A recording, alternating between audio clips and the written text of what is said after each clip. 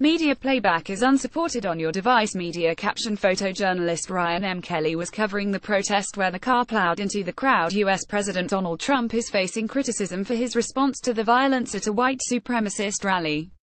A woman was killed and 19 people injured when a car plowed into a crowd of counter-protesters in Charlottesville.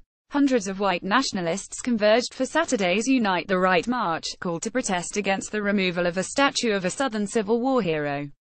The far-right demonstrators, who included neo-Nazis and Ku Klux Klan members, clashed with counter-protesters.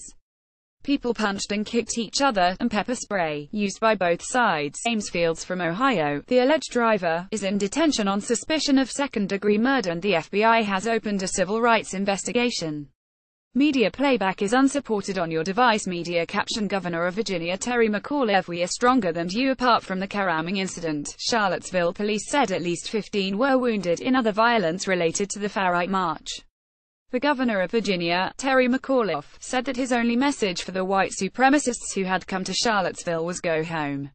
A reckoning in Charlottesville, by the BBC's Joel Gunter. The white nationalists who descended on the small, liberal city of Charlottesville were a motley crew of militia, racists, and neo-Nazis, and some who said they simply wanted to defend their Southern history. They gathered early in the morning at Emancipation Park where the statue of General Lee sits, some dressed in full tactical gear and openly carrying rifles. Others wore black shirts, helmets, and boots. In a column they surged into the park, using sticks and their fists to shove aside anti-fascist counter-protesters. Then they blocked off the entrance with shields. Inside, David Duke, the former Grand Wizard of the Ku Klux Klan, grinned and waved as the crowd, almost entirely white and male, cheered him on, chanting his name and putting their arms up in Nazi salutes. They had reason to be pleased. They were in the middle of the largest gathering of white nationalists in America for decades.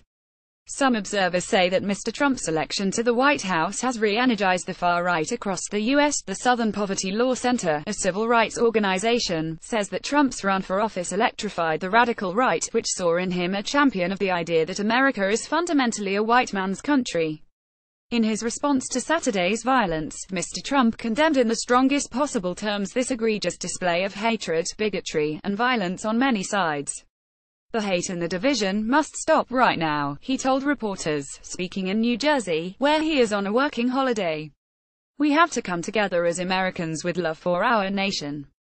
Media playback is unsupported on your device. Media caption. President Trump condemned the hatred and violence in Charlottesville, but that did not go far enough for both Democrats and members of Mr. Trump's Republican Party. Very important for the nation to hear President Trump describe events in Charlottesville for what they are, a terror attack by white supremacists, Republican Senator Marco Rubio tweeted. Another senior Republican, Ted Cruz, called the car ramming a grotesque act of domestic terrorism, and there were more strong words from Senator Orrin Hatch of Utah.